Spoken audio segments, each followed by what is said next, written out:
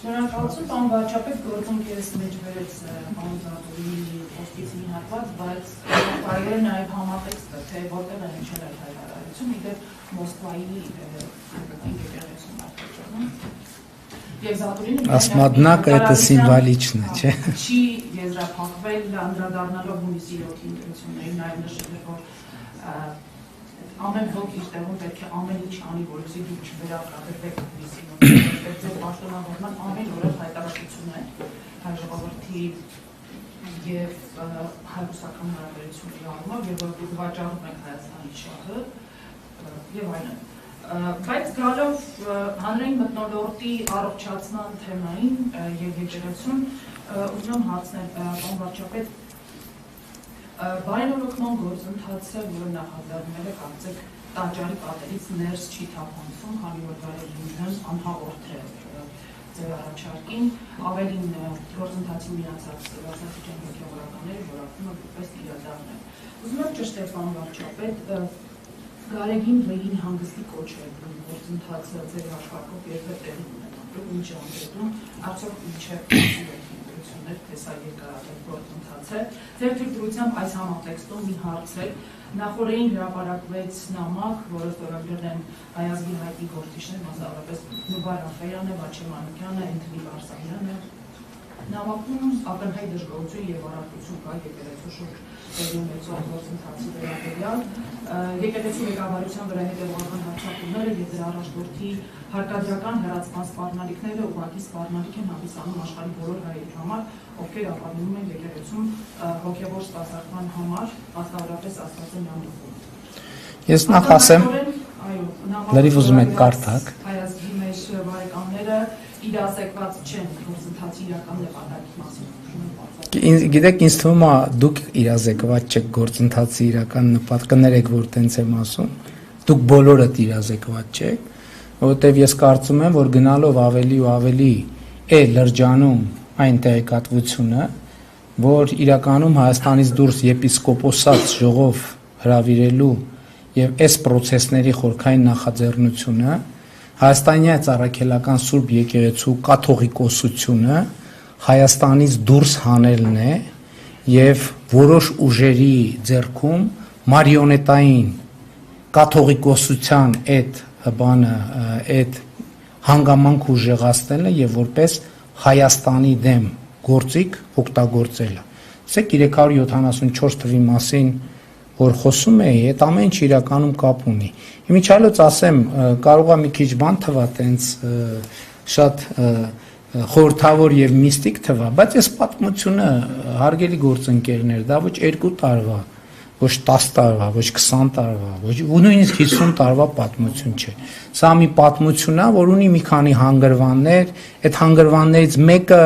374 թվականն է, այդ հանգրվաններից մեկը 1878 թվականն է Սան Ստեֆանոյի պայմանագրի 16-րդ կետը, Բերլինի կոնֆերանսի 61-րդ կետը եւ այլն, այսինքն ստեղ մենք իրականում պատմական ժամանակաշրջանում ենք ապրում եւ շատ կարեւոր է ընդգծել, որ մենք այսօր արդեն 2026 թվականի փետրվարի 13-ին Տիառն ընդառաջի օրվա դրությամբ Հայաստանի Հանրապետության պատմության ընթացքը փոխել ենք եւ այն ինչ որ տեղի ունենում հետ փոխելու մասին է խոսքը։ Հիմա դուք երբ որ գնաք, ասենք օրինակ Առաքել Դավրիժեցու պատմությունը կարդաք, կտեսնեք թե ոնց էին այնտեղ կաթողիկոսական աթոռները գողանում, ստեղից տանում, ընդեղից տանում, ստեղից այս մեկը ծախում էր մեկին, այն մեկը ծախում էր մեկին, եւ ես ասում եմ, ուզում եմ զգուշացնել նաեւ Սփյուռքի որոշ ներկայացուցիչների, որ այս դավադիր պլանում ներգրավելը արդեն լրջորեն խաթարում է Հայաստանի պետական անվտանգությունը եւ Հայաստանի Հանրապետությունը չի պատրաստվում դիտորդի նման հետևել։ Հակազդեցություն է լինելու եւ շատ կոշտ հակազդեցություն է լինելու եւ ասենք բարերարների, այս վերջերս բան է գնում, բարերարների դիմակի ներքո թաքնված բաները Էջմիածնի գանձերի հետևից ընկածները կներեք էթիկայի կանոնների սահմաններում ասեմ, որ Էջմիածնի գանձերի վրա աչք դրածների հայացքը ուղղելու ենք բոլորովին ուրիշ կողմ, Հայաստանի Հանրապետությանը հասու բոլոր միջոցներով։ Այս պատմությունը կաթողիկոսությունը Հայաստանից դուրս տանելն է եւ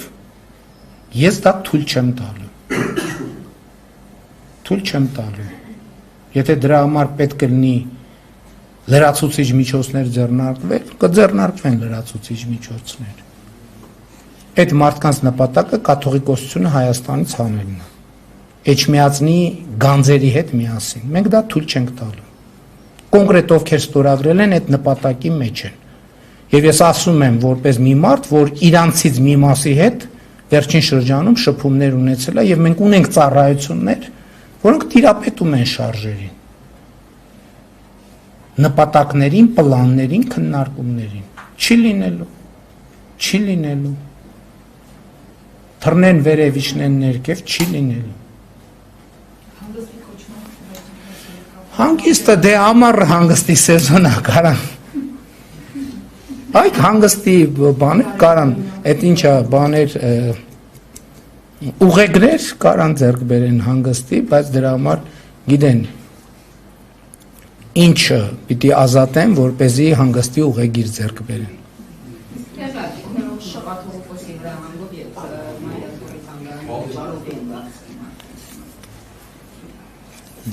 Թանգարաններին վճարովի լինելուն ես դեմ չեմ, բայց վճարները պետք է արձանագրվեն։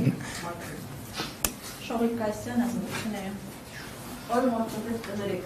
շարունակելով թեման, որ ասում եք թույլ չեք տալու, դուք նկատի ունեք հենց այդ ժողովը դրսում անցկացնելու այդ սցենարն եք արգելելու, թե ինչ նկատի եք, ինչ հստակ եք։ Կաթողիկոսությունը Հայաստանից դուրս բերել։ Ասենք խոսում ենք դրա մասին, որ կաթողիկոսությունը, ասենք տեղափոխվի Վիեննա, Մոսկվա, չգիտեմ, Սան Ստեֆանո, Բերլին եւ այլն։ Այո, կան այդպիսի տեղեկություններ եւ փորձ արվում իրագործել։ Այդ պլանը չի իրագործվելու այդ պլանը։ Այդ թվում այն անձանց հետ, որոնք երեք այդ նամակն էին։ Այո։ Այո։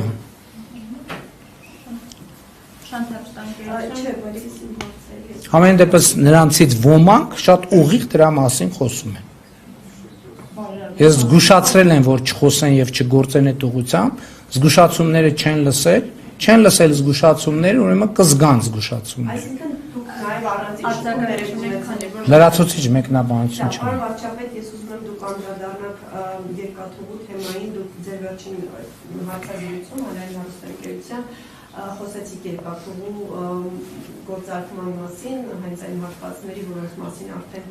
բարձրաձայնել եք եւ ասացիք, որ երազ Աֆրիկ այդ հատվածը փորձ է արվում այն փաստի բերումով, որ դա գտնվում է Ռուսաստանի կառավարման ներքո, փորձ է արվում դա ոնց որ մրցակցային առավելությունը դրա նվազեցնել կարս դիլիջուի ֆոնին եւ ասացիք, որ այդ հարցը պետք է լուծվի։ Արդյոք սա նշանակում է, որ Հայաստանը հնարավոր է հրաժարվի այն առաջարկից, որ դուք հնչեցրել եք, որ այդ հատվածները վերանորոգի Ռուսաստանը, դուք այդպիսի առաջարկ հնչեցրել եք, հնարավոր է այս առաջարկից հրաժարվեք այս փաստի բերումով, որ ընկնում է այդ մրցակցային առավելությունը, եթե ոչ, ապա կխնդրեմ պարզաբանեք ինչ նկատի ունեիք լուծում ասելով, ինչ էր։ Չէ, մեկը մյուսի հետ եկեք չկապենք, որովհետև երասխի հատվածը, ախորիկ հատվածը վերականգնել այդ sense թե նենց պետք է արվի։ Բայց ես ուրիշ բան եմ ասում, տրիպի շրջանակներում հիմա կան բնականաբար ուժեր, ովքեր ասում են, որ եկեք այնպես անենք, որ Մեղրիից հետո, երբ որ մտնում է Նախճեվանից հետո չմտնի Հայաստան եւ շրջանցի Հայաստանը։ Բնականաբար մեր միջազգային գործընկերներն ասում են ոնց շրջանցի Հայաստանը, Հայաստանը մեր գործընկերն է, Հայաստանը այս ծրագրի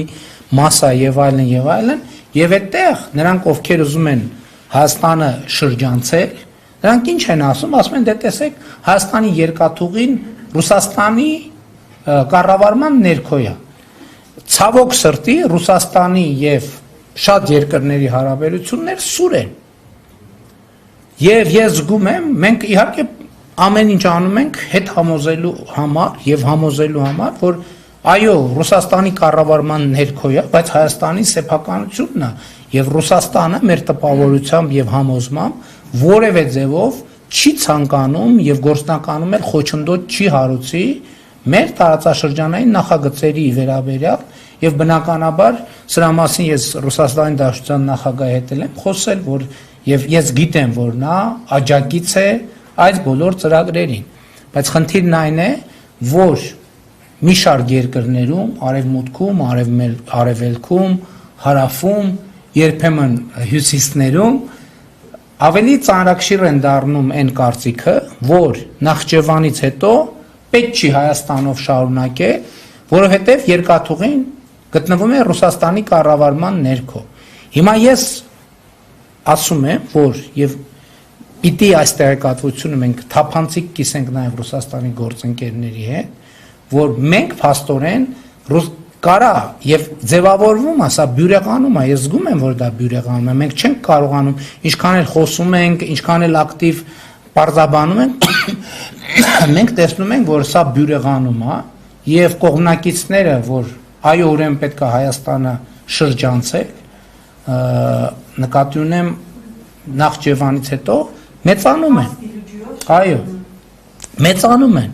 եւ մենք հիմա սենց իրավիճակի առաջ ենք հայտնվում եւ ես կարծում եմ որ մենք այս իրավիճակը ես էլի եմ ասում մենք Ռուսաստանի դեմ որևէ բան անելու ոչ ցանկություն ունենք ոչ մտադրություն ունենք ոչ ունեցել ենք ոչ երբևէ կունենանք բայց հիմա Ռուսաստանի կողմից երկաթուղու կառավարման բերումով մենք ռազմավարական մեր դիրքերի կորուստ ենք ունենում եւ մրցակցային առավելության կորուստ ենք ունենում իմ պատկերացրած լուծումն այն է որ մի այնպիսի երկիր որը բարեկամական հարաբերություններ ունի եւ Ռուսաստանի հետ եւ Հայաստանի հետ ուղղակի Ռուսաստանից գնի կոնցեսիոն կառավարման իրավունք որ երկիր օրինակ չգիտեմ հա դե Իրան ես կարծում եմ որ տենց պետքա նայել չգիտեմ օրինակ Ղազախստանը օրինակ Միացյալ Արաբական Էմիրությունները օրինակ Քաթարը կամ որևէ այլ երկիր որը հիմա իմ մտքով չանցավ բայց ասենք երկրներ որոնք նույնքան ջերմ հարաբերություններ ունեն եւ Ռուսաստանի եւ Հայաստանի հետ ես գոնե 3 երկրներ գիտեմ որոնք շատ բարձր մակարդակի լավ հարաբերություններ ունեն եւ Ռուսաստանի եւ Հայաստանի հետ բայց կներեք հետագա ես հետագա մեկ եկեք ժամանակը եւ Ադրբեջանն են այդ ընկալումը ձևավորել դուք ասացիք կան ուժեր չէ չեք կարող ասել որ կան այդ թվում ներդրումային հետաքրքրություն ունեցողներ որոնք մտածում են որ որտե արժի փող դնել հա եկեք մի պահ մոռանանք որոնք նայում են ասում են մենք ունենք ենթադրենք x թվով այդ 5 3 4 2 1 միլիարդ 500 միլիոն հիմա ուզում ենք մասնակցենք ստեղ դնենք այս փողը թե ստեղ դնենք այս փողը ես զգում եմ որ փաստարկը վել իրանք եկեք հələ այդ կողքի ուժերի բան անենք կշռում են եւ մտածում են որ գուցե իրոք չարժի ստեղ դնել սա մեծ համար խնդրեմ է Դա խնդրեմն ուրիշ տեղ է որ մենք նույնիսկ եթե ասենք Ռուսաստանը հիմա բերի այդ գումարը դնի կարող է դա իրավիճակը չփոխի որովհետեւ ընդհանուր կոնյունկտուրայի պատճառով կարող է մեկը ասեն չէ մենք այդ ճանապարհից չենք օգտվում այլ օգտվում ենք գնում ենք ուրիշ ճանապարհ ենք սարքում Էսա խնդիրը։ Ասենք ընդհանուր առմամբ պայմանագրի հարցն է։ Ընդհանուր առմամբ ես ասացի կառավարման իրավունքը գնելու տարբերակը կարա լինի այդ լուծում։ Ոչ։ Ոչ։